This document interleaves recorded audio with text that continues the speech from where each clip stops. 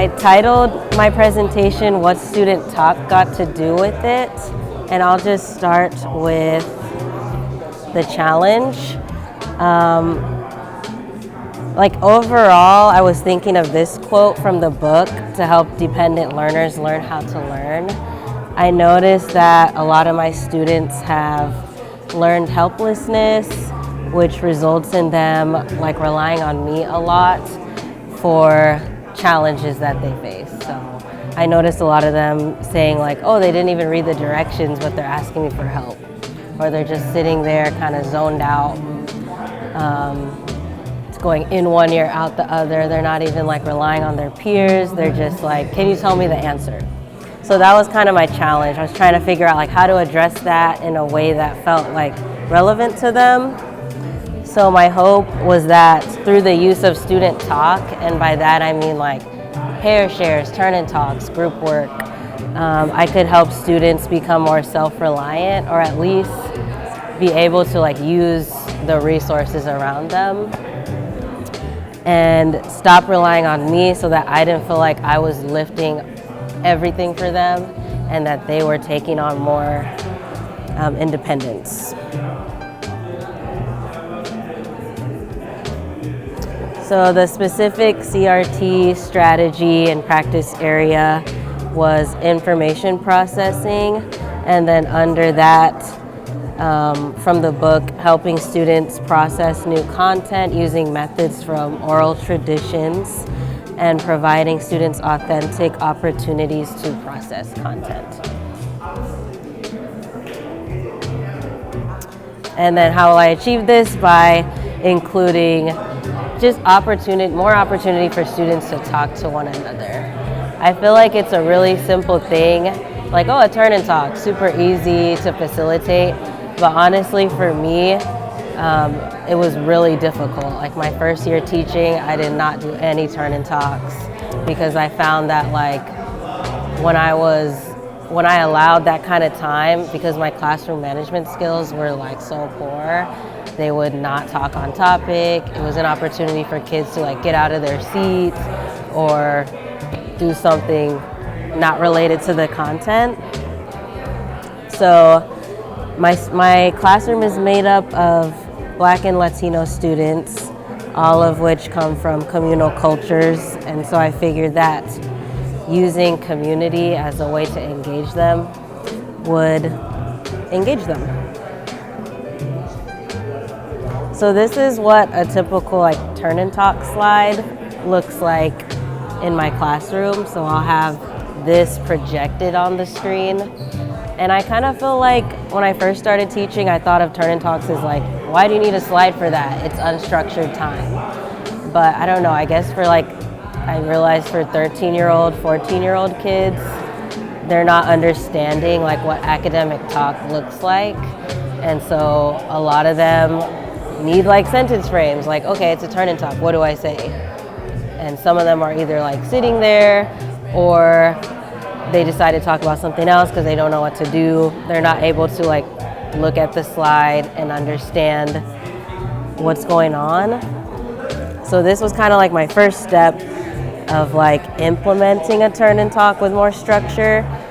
And usually I only use turn-in talks to unpack the warm-up question, which is how my class starts. But I decided to use turn-in talks in every part of my lesson for the last couple months. And what that looks like is a slide like this. Your task, turn and talk to a partner about the directions in front of you. So I would give them this assignment. We're reading Kindred right now by Octavia Butler. And so a lot of the times with the reading that we do in class, we have some kind of question and answer, which then leads to a group project. And so I give this to a kid, and then I say somebody needs to read the directions and somebody needs to say what the directions mean, and they have 2 minutes to do that. And then after the 2 minutes are up, I cold call on somebody to then tell the class, what are you being asked to do? So, because before I know it seems that's so simple, you know. But like, I kid you not, like I would give this to a kid and they would sit there like looking at me without even looking at it, and like waiting for me to tell them what to write, what's the sentence starter, waiting for me to read the question to them. And so it was like, this is ridiculous, you know, like you should be able to do that. So I started doing this like every day, and then it became like a ritual, a habit. And then I also started using this activity, which this is like the student-facing handout. So this is what I give kids. And basically anytime we're reading a large chunk of text, they need to choose a partner and then their partner reading out loud. So instead of me like reading to them or saying like, okay, you're gonna read alone, they're actually like physically engaging with the text by like reading it out loud.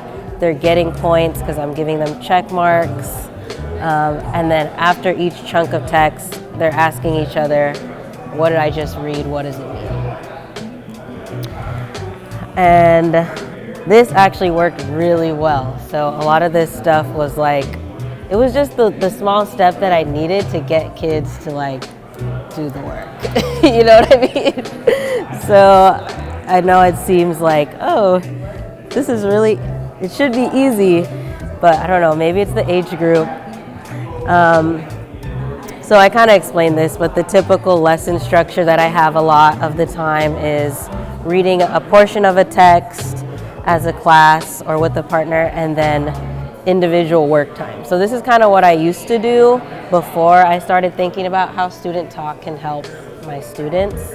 And I would tell kids like, okay, here's the assignment. We just read the text.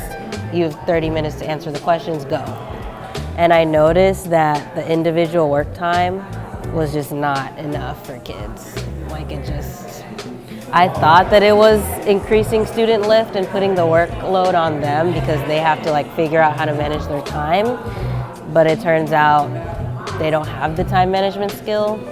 And so I need to like teach them how to rely on each other, how to read the question, and so on.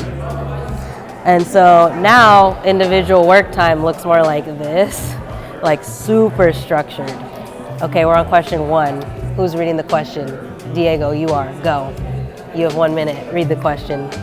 And so I'm creating like urgency. I'm like putting them on a timer. I'm giving them like sentence starters for how to start getting to the work.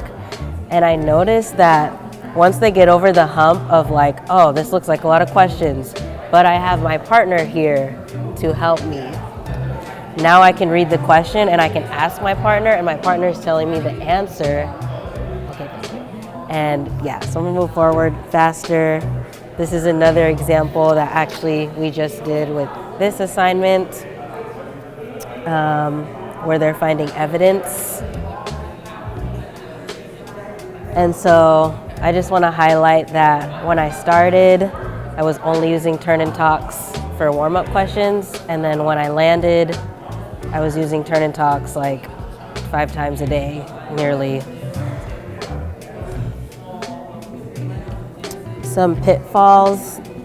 There were students who were talking off topic. Some students still kind of use this as an opportunity to like go talk to their friend across the room.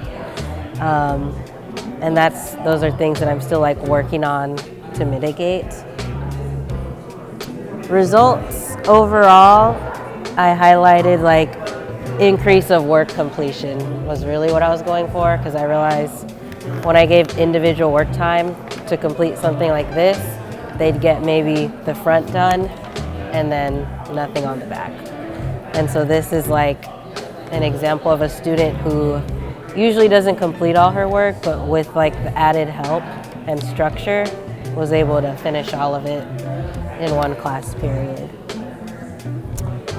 And I wanted to highlight one student, Brian, who I noticed when he was given time on his own to work, he was not doing anything. When he was given time with a partner, structured student talk time, I saw him eventually like leading the group, which looks like okay guys, let's look at question 1. I'm gonna read it. And so that's like finishing work, and then also asking for help from his peers instead of me. And he is first gen Latino English learner. And then this is like some data I took from yesterday's warm-up question about like, does talking help you with your writing? And there was like a mixed bag of reviews. A lot of students said, actually I get off topic, so it doesn't help me. And then some students said, but I get new ideas, so it does help me. So it's still kind of like something I'm working on, but overall I've seen positive results. And just further wonderings, what I've noticed, like I do think the ability to work individually is important for students. Like I don't want them always to be like, I need a partner to do this, you know? So I'm just thinking about how can I help them do that now.